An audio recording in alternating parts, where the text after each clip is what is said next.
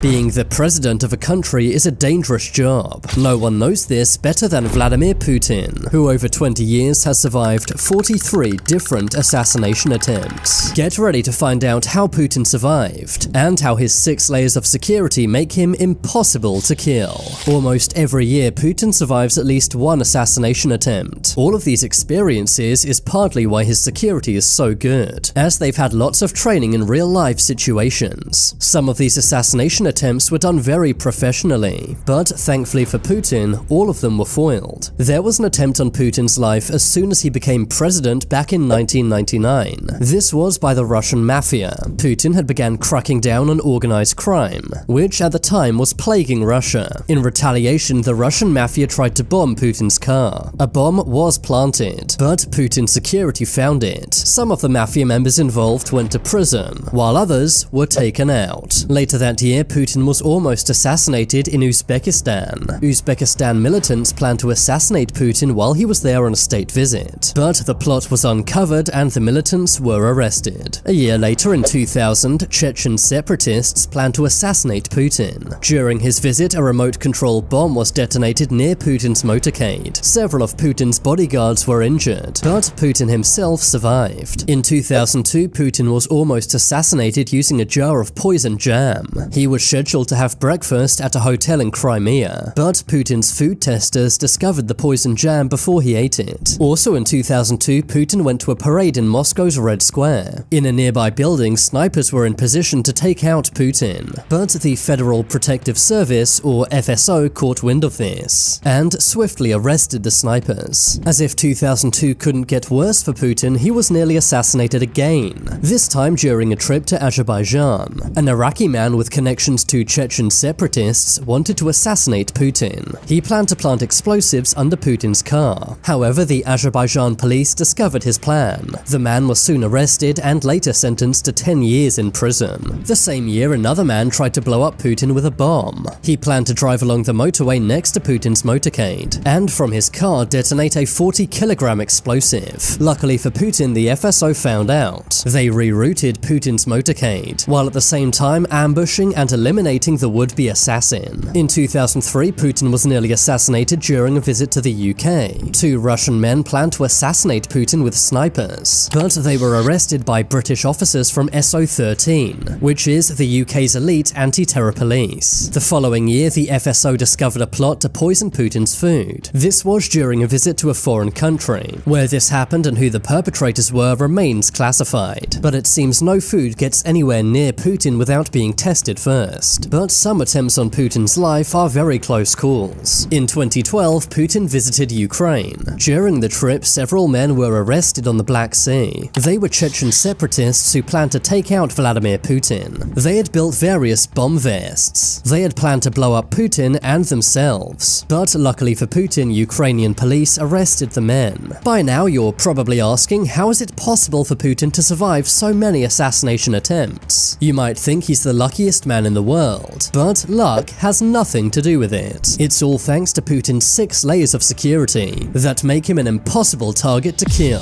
Putin's first line of defense is the Federal Protective Service, better known as the FSO. Their job is to protect high-up Russian officials by any means necessary. Their budget is a blank check, meaning that no expense is spared when it comes to protecting Putin's life. The FSO's budget is classified, but it's believed to be in the billions of rubles. After all, the FSO employs over 50,000 people. Their training is intense, but it's nothing compared to the training of Putin's private army. In 2016, Putin formed the Rosguard. This is a private army which reports directly to Vladimir Putin, comprised of over 340,000 troops. The Rosguard's job is not to stop external assassination attempts, but instead to quell any internal threats to Putin. For example, coups or military takeovers. Putin's final human line of defense is the Presidential Security Service, better known as the SBP. Their job is to secure the president's life. These are the guys who will literally jump in front of bullets if they need to.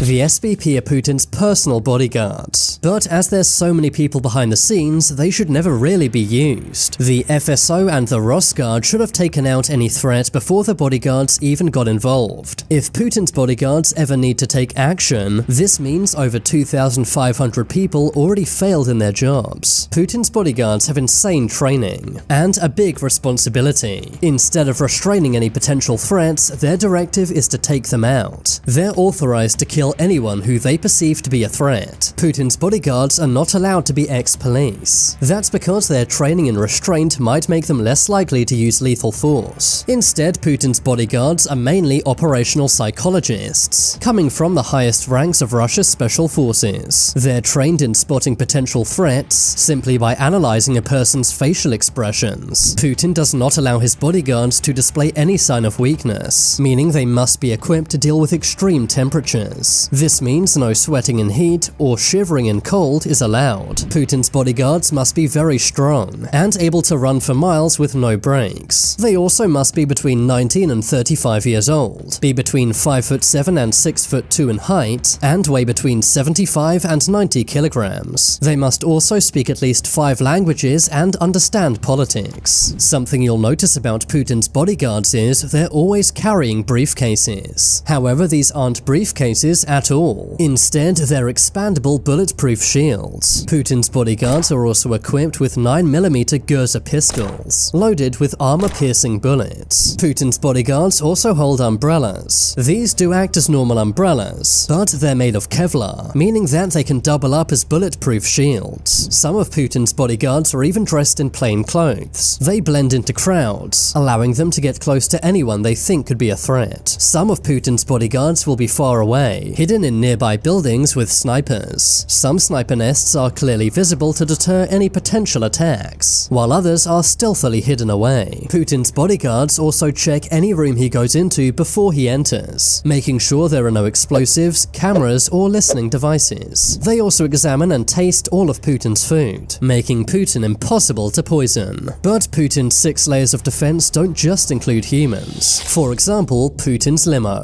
Putin already has an insane motorcade. Everywhere he goes, dozens of cars and motorbikes follow. Putin's limo is a Russian-made Aura Senate. The limo is bomb and bulletproof from every angle. It's even resistant to chemical gas attacks. There are tiny cameras all over the car, allowing Putin's bodyguards inside the car to see every angle. There are even secret exits on the car's roof and rear, as well as various hidden compartments for AK-47s. But nowadays, Putin does most of his traveling by train. He does this using a so-called ghost train. Putin's train looks exactly the same as any other train in Russia. The only external difference are these signal blockers mounted on top. But there is nothing regular about the interior of Putin's train. The interior is very luxurious, complete with health and fitness centers, various offices, an entertainment room, and even its own medical center. The train is also bulletproof and bomb-proof. Putin's train only stops at secret train stations, which are dotted all around Russia. But how does Putin travel in the air? Well, while in Russia, Putin mainly uses his own helicopter. It's a reinforced Mi-8, which is the same model used by the Russian military. Putin's helicopter is heavily reinforced, complete with bulletproof windows, signal jammers, and anti-missile defense systems. It's also followed from every angle by Russian fighter jets wherever it goes. Putin's helicopter even has communication systems on board, meaning that if he wants to, he can launch a nuclear strike while in the air.